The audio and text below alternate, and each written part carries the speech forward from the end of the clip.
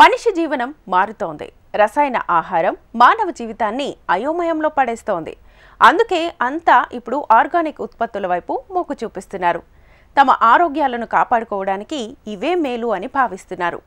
దీంతో రైతులు కూడా ఆర్గానిక్ పంటలు పండించి మంచి లాభాలను ఆర్జిస్తున్నారు.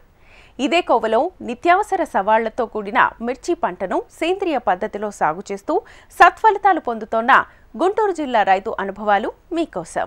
ఎర్ర బంగారాన్ని కూడా ఆర్గానిక్ వైపు తీసుకెళ్తున్నారు కొంతమంది రైతులు. అయితే ఈ ఆర్గానిక్ పంట పండించడం సాధ్యమవుతుందా? అసలు మీ మామూలు పంటకి ఈ ఆర్గానిక్ పంటకి తేడా ఏంటి? ఒకసారి వెళ్ళి చూద్దాం. వ్యవసాయంలో మనం ఎంత ప్రగతి సాధించినా మనం వాడే రసాయనాలు, ఎరువుల వల్ల పంటలు కలుషితంగా మారుతున్నాయి. దిగుబడి రావాలని రైతులు విపరీతంగా రసాయన మందుల్ని వాడుతున్నారు. దీంతో దిగుబడి కన్నా పెట్టుబడి పెరుగుతోంది.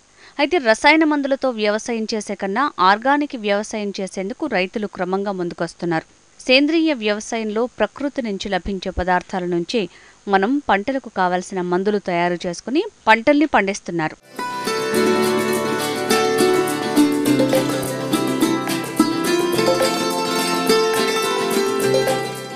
ఈ మధ్య ఎక్కువగా ఈ ఆర్గానిక్ అనే పదం వాడుకలోకి వచ్చేసింది.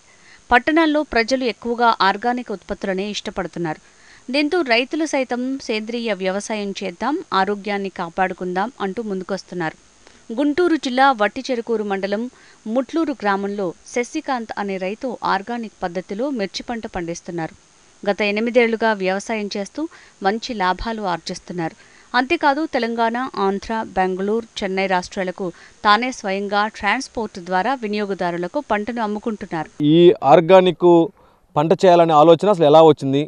ఎవరిని ఇన్స్పిరేషన్గా తీసుకున్నారు? నిత్యావసర వస్తువులు వాడుకునే దాంట్లో ఇది ఒక మిరపకాయ కూడా ముందుగా మిరపకాయ అనేది ఉండాలి మనకి ఘాటు కోసము.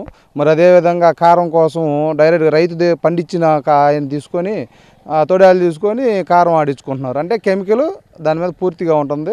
ఈ కెమికల్ రహితంగా మనం ఎలా ఉండాలా, ఎలా జీవించాలి అంటే ఒక ఆర్గానిక్ తోటే సాధ్యమని నేను గ్రహించి ఈ ఆర్గానిక్ని ఎలా పండించాలి ఏంది అని చెప్పి మా పూర్వీకులని, మా పెద్దవాళ్ళని అన్ని సలహాలు అన్నీ తీసుకుంటే నేను అలా ప్రారంభించడం జరిగింది. ప్రారంభించి నేను 8 సంవత్సరాల నుంచి ఈ ఆర్గానిక్ పద్ధతిలో చేస్తున్నాను. ఇలా ఎంతో సక్సెస్గా నేను సాధించగలుగుతున్నాను. ఇలా సాధించలేము అనే అటువంటి హైబ్రిడ్ వెరైటీస్ వచ్చినాయి. ఇది ఆర్గానిక్లో సాధ్యం కాదు అని అంటున్నారు. నేను దాన్ని సాధ్యం చేస్తాను అని చెప్పి ఛాలెంజ్ చేసి హైబ్రిడ్ని ఎన్నుకొని హైబ్రిడ్ విత్తనాలు నేను సపరేట్గా పెంచుకొని ఆ నారు తీసుకొచ్చి నాటి ఆర్గానిక్లో నేను పండించి చూపిస్తున్నాను. ఈ హైబ్రిడ్లో బ్యాడ్గి అనే వెరైటీ 355 అండి. ఈ వెరైటీ 1 ఎకరంలో చేస్తున్నాను. ఆ ఎకరంలో ఆ వెరైటీ వచ్చేసి కారము ఉండదండి. అది మంచి కలర్ ఉంటుంది, నాణ్యమైన కలర్ ఉంటుంది. అది మార్కెట్లో కూడా అది అత్యధిక రేటు పలుకుతుంది. మామూలు మిరపకాయలతో పోల్చుకుంటే సగానికి సగం ఎక్కువ రేటుగా ఉంటుంది. ఆ వెరైటీ ఈ ఏరియాలో ఎక్కువగా పండుతుంది. మనకి ఏదైతే వాంటింగ్ ఉందో ఆ వెరైటీనే ఎంచుకోవడం జరిగింది. మాకు ఇక్కడ కామన్గా ఆ బ్యాడ్గి అనే వెరైటీ సూటబుల్ అయింది కాబట్టి ఆ వెరైటీని ఎంచుకొని ఆర్గానిక్లో చేసి ఇక్కడ రైతులకి నేను చూపిస్తున్నాను. మరి అదేవిధంగా అది మంట ఉండదు కాబట్టి మనకు కారం అనేది కొంచెం మంట కూడా ఉండాలి కాబట్టి తేజ సిగ్మెంటు నవ్య 106 అనే ఈ వెరైటీని తీసుకున్నానండి నేను. ఈ వెరైటీని తీసుకొని ఇది కూడా 1 ఎకరంలోనే ఒక పక్క బ్యాడ్గి అన్న వెరైటీ, ఒక పక్క ఈ వెరైటీ, ఈ రెండు ఒకే ఎకరంలో చేస్తున్నానండి నేను. అసలు మిర్చి పంట అంటే తామర, నల్లి పురుగు, అలాంటి పురుగుని వారానికి 1 రోజు, వారానికి 2 రోజులు, 3 రోజులకు ఒకసారి, 2 రోజులకు ఒకసారి తప్పనిసరిగా పిచికారీ చేయాలి. కానీ దాని నుంచి ఈ ఆర్గానిక్కి ఏం వాడుతున్నారు మీరు? అది ఎలా సాధ్యమవుతుంది? అంటే అండి మనం ముందుగానే ఈ నేల నుంచి అప్పుడప్పుడు మనకి ట్రబుల్ వచ్చింది, చేలో ట్రబుల్ వచ్చింది, కొట్లో పోయి మందు కొనుక్కు రావాలా, వేయాలా అనైతే కాదు. ఈ ఒక పద్ధతి ప్రకారంగా చేయాలి. మనం ఆర్గానిక్లో ఎలా అంటే ముందుగా నుంచి వేసవి దుక్కులో నుంచి ఆర్గానిక్ పద్ధతులు చేసుకుంటూ రావాలా. మనకి ముందు ఎరువులు ఎక్కువగా వాడుతుంటాం కాబట్టి ఈ ఆర్గానిక్లోనే మనం నేలకి సేంద్రియంగా ఎరువును అందించాలా. సేంద్రియంగా ఎరువును అందించాలంటే మనం ముందుగానే దుక్కులు తోలుకున్న తర్వాత 4 రకాలైనటువంటి విత్తనాలు, 4 జాతులు, ఒకటి నూనె జాతీయి, పప్పు జాతీయి, గడ్డి జాతీయి, కూర జాతి ఈ 4 రకాలు 18 రకాల విత్తనాలు, ఎన్ని రకాలు మనకు అవైలబుల్లో ఉంటే అన్ని రకాల విత్తనాలు కలుపుకొని దాన్ని నేలపైన మనం చల్లుకొని ఒక దుక్కి కనుక తోలించుకున్నట్లయితే కనుక ఎండాకాలం చెదురుమురుసు వర్షాలు పడితే అప్పుడు మనకి ఆటోమేటిక్గా మలుస్తున్నాయి. మోకాలు ఎత్తు పైరు రంగాలనే అవి నేలలో కలిపేసుకోవాలా. దాన్ని పిఎండిఎస్ అని అంటారు. ఆ పిఎండిఎస్ చేసుకోవటం వల్ల నేలకి కావాల్సిన పోషక పదార్థాలు అనేవి మనకు నేలకు అందుతున్నాయి. దానివల్ల ఎరువులు యూరియాలు డిఏపీలు వేసేటువంటి బాధ తప్పిపోతుంది మనకి. అలా చేసుకోవాలా. మరి ఈ మిరపనార అనేది మనం పూర్తిగా వేరే చోట పెంచుకోవాలి. అదే చేలో పెంచుకోవాలి అని అంటే కనుక విత్తనాలు ఎక్కువ పడుతున్నాయి. మనం తీసుకునేది హైబ్రిడ్ సీడు, గ్రాముల లెక్క కొంటాం కాబట్టి ప్రతి విత్తనం మనకి వ్యాలిటీ కాబట్టి దాన్ని ఏం చేస్తున్నామంటే నెట్టుల్లో, షేడ్ నెట్టుల్లో పెంచితే ఏంటంటే పురుగు దోమ అనేది అటాక్ కాకుండా ఉంటుంది. మేము సపరేట్గా నర్సరీల్లో ఇచ్చి జాగ్రత్తగా పెంచిస్తాము. వాళ్ళు ఏంటంటే మందులు వాడకుండా ఆ షేడ్ నెట్లు వేసి పెంచుతారు. ఒకవేళ ఏదైనా మందులు వేయాలి, పిచికారి చేయాలి అంటే కనుక మేము ఆ మందులు వేయకుండా మా దగ్గర ఉన్నటువంటి కషాయాలు ఇచ్చి ఆ కషాయాల ద్వారా స్ప్రే చేయించి తీసుకొచ్చి అంటే 30 నుంచి 40 రోజులు 50 రోజులు గల వయసు గల నారు తీసుకొచ్చి మేము దాన్ని బీజామృతం అని మేము సపరేట్గా తయారు చేసుకొని ఆ బీజామృతంలో వేర్లు మునిగే విధంగా ముంచి నాటుకుంటాం అన్నమాట.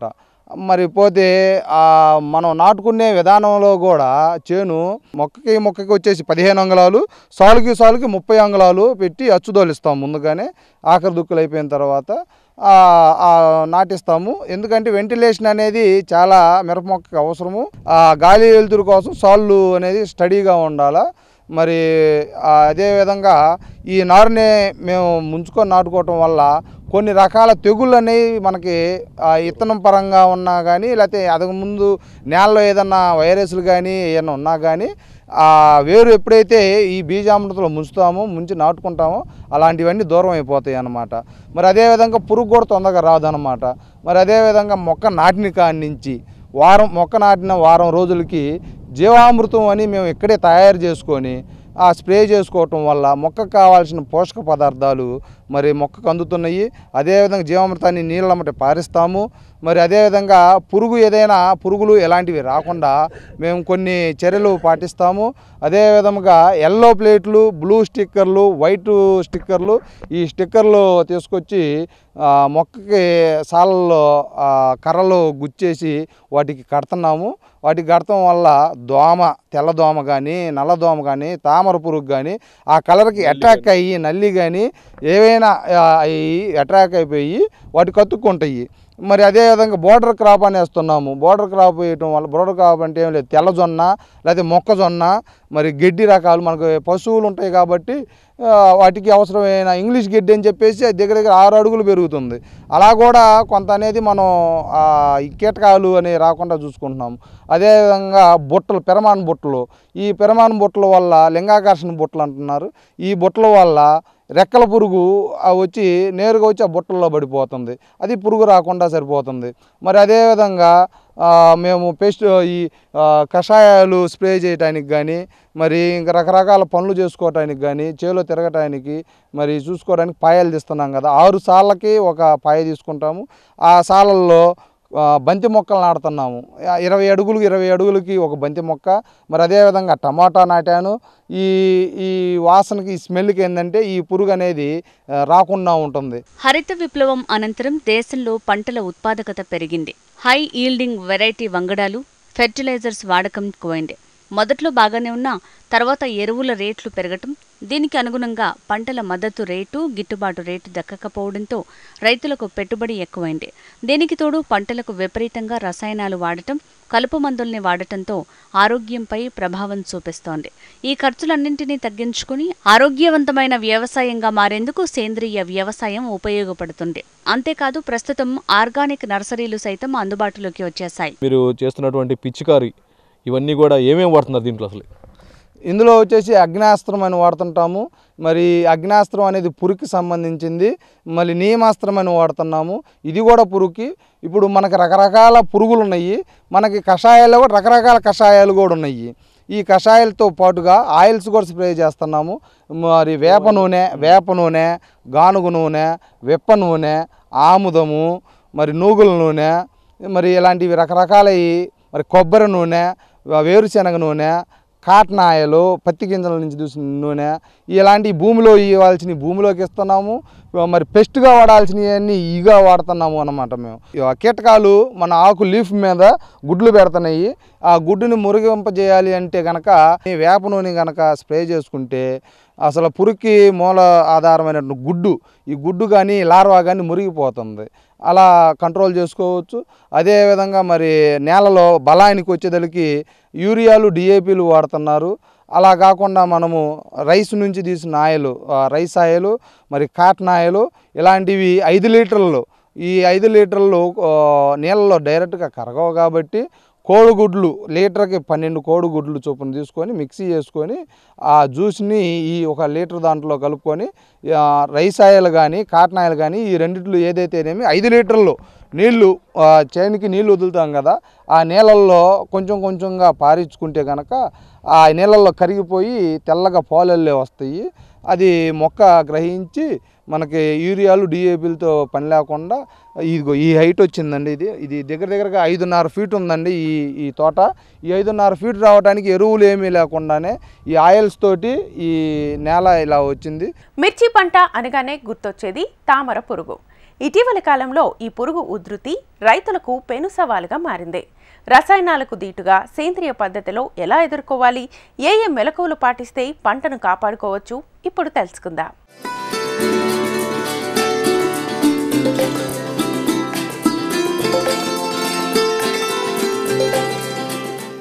మనం నిత్య జీవితంలో ఉపయోగించే పదార్థాలతో ఎరువులను తయారు చేసుకోవటం వల్ల ఖర్చు లేకుండా పంటలకు సహజంగా ఎరువులను అందించే వాళ్ళం అవుతాం. ఈ పద్ధతిలో వ్యవసాయం చేయటం వల్ల పంటలపై రసాయనాల దుష్ప్రభావం ఉండదు. రైతుల పెట్టుబడి వ్యయం చాలా వరకు తగ్గుతుంది. లాభాలను ఆర్జించే అవకాశం ఎక్కువగా ఉంటుంది. దుక్కి దున్నేటప్పటి నుంచి పంట చేతికి అంది వచ్చే వరకు మామూలుగా అయితే ఎన్నో రసాయనాలు వాడాలి, కానీ సేంద్రియ వ్యవసాయంలో జీవామృతం వాడతారు. వేరు వ్యవస్థ డెవలప్ అవ్వాలంటే భూమిలో ఎర్రలు ఉండాలి ముందు. ఆ ఎర్రలు బతకాలంటే కనుక మనం ఎప్పుడైతే ఆర్గానిక్లో చేస్తామో ఎర్రలు బతుకుతాయి. ఆ ఎర్రలు గుల్లబార్చిన వల్ల ఆక్సిజన్ అనేది వేరు వ్యవస్థకు అందుతుంది, నేరుగా అందుతుంది. ఆ నేరుగా అందటం వల్ల మొక్క అనేది పోషక పదార్థాలు బాగా తీసుకొని బాగా ఏపుగా పెరిగి కాయలు కాయటానికి ఆస్కారం ఉంది. మరి అదేవిధంగా పోయిన సంవత్సరం ఈ సంవత్సరం నల్లి బాగా అటాక్ అయ్యింది. పోయిన సంవత్సరము నల్లి అటాక్ నుంచి తప్పించుకోవడానికి మా సొంతగా బొగ్గు కషాయం అని తయారు చేసాము. ఆ బొగ్గు కషాయం తయారు చేయటం వల్ల, స్ప్రే చేయటం వల్ల నల్లి అనేది కొంత తీవ్రత తగ్గించుకున్నాము. అదేవిధంగా ఇంకా ఈ సంవత్సరం వచ్చేదలికి ఆ కషాయాలతో పాటుగా మళ్ళీ లైట్ ట్రాప్స్ అని మేము సొంతగా తయారు చేసుకొని వాడుకుంటున్నాం. మామూలు మిర్చి పంటకి ఈ పంటకి ఆ కాయ గ్రోత్ ఎలా ఉంది? మామూలు మిర్చి పంటకను ఈ మిర్చి పంటకి కొంచెం తేడా ఉంటుంది. కెమికల్లో ఉన్న కాయే షైనింగ్గా ఉంటుంది, ఇది కొంచెం షైనింగ్ తగ్గిద్ది. అది కారం పట్టించినప్పుడు కలర్ డల్ అయిపోతుంది, ఇది కలర్ఫుల్గా ఉంటుంది. ఇది ఎందుకు డల్ అవుతుంది ఏంది అంటే కనుక దీనికి కొంచెం ఆయిల్స్ వాడతాం కాబట్టి ఆయిల్స్ ఏదన్నా కొంచెం జిడ్డుగా ఉంటుంది కదా, అది ఆ కాయ మీద పడినప్పుడు కొంచెం పేరుకుపోయి కలర్ డల్గా కొంచెం కనిపించిద్ది అనమాట. కానీ ఎప్పుడైతే మనము కారం పట్టిస్తామో దానికి దీనికి పూర్తి డిఫరెంట్. మామూలు కాయలు కెమికల్లో వాడిన కాయలు కారం పట్టిస్తే అది వచ్చేసి 3 నెలల కానించి డల్ అయిపోతూ ఉంటుంది కలర్. ఇది సంవత్సరం దాటినా కూడా కలర్ సేమ్ అంతే ఉంటుంది. ఈ ఆర్గానిక్ పంట పండించిన తర్వాత ఎకరానికి ఎన్ని కోతలు వచ్చింది, ఎంత దిగుబడి వచ్చింది, ఆ మామూలు మిర్చికి దీనికి దిగుబడులు ఎలా ఉన్నాయి? నేను ఆర్గానిక్ పంట వేసిన తర్వాత 2 కోతలు అయిపోయింది, ఇంక ఇది 3వ కోత అనమాట. మరి కెమికల్ అయినా సరే 2 కోతల్లో తేలిపోతుంది. ఏదన్నా బాగుంటే ఎక్కడన్నా 3వ కోత ఉంటున్నాయి. వాళ్ళకైతేనేమో ఒక్కసారిగా కోత అనేది తెగుతుంది. మనకేంటంటే స్టెప్ బై స్టెప్, మన 3వ కోత అయినా కానీ 2వ కోతకు ఉన్నట్టు కాయలు ఉన్నాయి అన్నమాట. వాళ్ళకైతే ఏం లేవు, వాళ్ళకి 2వ కోతలోనే అయిపోయినాయి. మన 3వ కోత అనమాట. ఇప్పుడు ఈ 3వ కోతకు కూడా కాయలు మనకు బాగున్నాయి. అయితే ఆ పంట పండించే వాళ్ళకి క్వింటాల్కి ఎంతమంది కూలీలు పడతారు, మీకు ఎంతమంది పడుతున్నారు? ఇద్దరికి సేమ్ టు సేమే పడుతున్నారు కూలీల్లో మడికి ఇద్దరికి సేమ్ ఒకటే, కూలీల్లో తేడా ఏమి లేదు. కూలీల్లో కానీ పెట్టుబడిలో కానీ తేడా ఏం లేదు. వాళ్ళకు వచ్చేదానికి ఆ పెట్టుబడి ఓన్లీ కెమికల్ చూసుకుంటే వాళ్ళకి ₹1,00,000 పైన అవుతుంది ఖర్చు. మనకేంది ₹20,000 అయిపోతుంది. ఎందుకంటే ఆ 20,000 ఎందుకు అవుతున్నాయి అంటే కొన్ని రకాల ఆయిల్స్ మరి కొనుక్కున్నవి ఉన్నాయి కాబట్టి అందుకని తక్కువ ఖర్చులో అయిపోతుంది అన్నమాట. కింటాకి అది ఎంత ధర, అది ఎంత దిగుబడి వస్తుంది, ఆర్గానిక్ ఎంత దిగుబడి వస్తుంది, మార్కెట్ కూడా ఎలా ఉంది? మరి ప్రజెంట్ మా ఏరియాలో అయితే కెమికల్ వాళ్ళకి వచ్చేదానికి దగ్గరగా 20 క్వింటాలు, 15 నుంచి 20 క్వింటాలు వస్తుంది.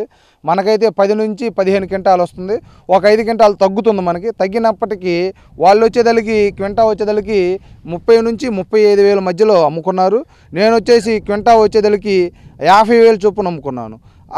ఎందుకంటే ఆ వారం కాయలు తగ్గినాయి కాబట్టి వాళ్ళ కాయలు పెంచి వచ్చినాయి, మనకు తగ్గిన వాళ్ళు రేట్లు డౌన్లో అమ్ముకున్నారు, మనం రేట్లు ఎక్కువలో అమ్ముకున్నాం. అంతేకాదు మొక్కలకు పురుగులు పట్టకుండా ఆగ్నేయాస్త్రం, బ్రహ్మాస్త్రం, నీమాస్త్రం వంటి వాటిని ఉపయోగిస్తారు. దీనికి తోడుగా బ్లూ, ఎల్లో, వైట్ స్టిక్కర్లు పెడితే దోమ, నల్లి, నల్లతామర వంటి వాటిని అరికట్టొచ్చు. ఇంకా మీరే మార్కెట్ చేసుకుంటున్నారా, మీరే ఇస్తున్నారా అందరికి? నేను స్వయంగా నేనే మార్కెటింగ్ చేసుకుంటున్నాను. యూట్యూబ్లో నా ఫోన్ నెంబర్ ఉంది, ఆర్గానిక్ చిల్లీ అని సెర్చ్ చేస్తే నా నెంబర్ వస్తుంది. ఆ నెంబర్ చూసి నాకు కాల్ చేస్తున్నారు. కాల్ చేస్తే వాళ్ళకి ఎన్ని కేజీలు కావాలి అని అడుగుతుంటే ఇప్పుడు వరకు ఎవరెవరికి ఏ రాష్ట్రాలకు పంపించారు? ఓన్లీ లోకల్గా ఇచ్చారు? ఎవరెవరికి ఇచ్చారు? తమిళనాడు వెళ్తుంది, బెంగళూరు వెళ్తుంది, హైదరాబాద్, తెలంగాణ వెళ్తున్నాయి, మన లోకల్ ఆంధ్రప్రదేశ్ మొత్తం వెళ్తున్నాయి కాయలు. మిగతా మిర్చి పంట పండించే రైతులకి మీరు ఏం చెప్పబోతున్నారు? ఆర్గానిక్ వైపు కూడా వాళ్ళని కూడా రమ్మని ఏమైనా చెప్పబోతున్నారా? తప్పకుండా చదువుతానండి నేను. ఎందుకంటే వాళ్ళు వేలకు వేలు పెట్టుబడి పెడుతున్నారు. ఇలా కొత్త రకాల మందులు వచ్చినాయి. ఇంత ఉంటుంది బుడ్డి, అది వచ్చేసి 3,000 అంటున్నారు. ఇంత ఉంటుంది బుడ్డి, అది 4,000 అంటున్నారు. ఏది ఖరీదు కలది, ఏది కొత్తగా వస్తే అది బాగా పనిచేస్తుందని చెప్పి విచ్చలవిడిగా స్ప్రే చేస్తున్నారు. విచ్చలవిడిగా స్ప్రే చేయటం వల్ల అవి పండిద్దా పండదో తెలియదు, నష్టాలు. ఇదేముంది, మన సొంతగా తయారు ఒక్క ఆవు ఉంటే చాలు. ఒక్క ఆవు వల్ల 10 ఎకరాల భూమి సాగు చేయొచ్చు. మొత్తానికి దిగుబడి తక్కువ అయిన ఆర్గానిక్ వ్యవసాయం లాభాలతో కూడిన వ్యవసాయంగా మారింది. మామూలు మిర్చి పంటకు లక్షల రూపాయలు పెట్టుబడి పెట్టాలి. అదే ఆర్గానిక్ మిర్చి పండించాలంటే ఒక్కొక్క ఎకరానికి 20,000 మించి పెట్టాల్సిన అవసరం లేదు. ఒక్క ఆవు ఉంటే 10 ఎకరాల్లో ఆర్గానిక్ వ్యవసాయం చేయొచ్చు. వేల పెట్టుబడులు పెట్టి రైతు నష్టపోయారనే పరిస్థితి రాకుండా ఉండాలంటే తప్పనిసరిగా గత 8 ఏళ్ల నుంచి కూడా నేను ఆర్గానిక్ వ్యవసాయం చేస్తున్నానని చెప్పేసి కూడా ఆయన చెప్తున్నారు. కెమెరామెన్ అనిల్తో నరసింహారావు, HM TV, గుంటూరు.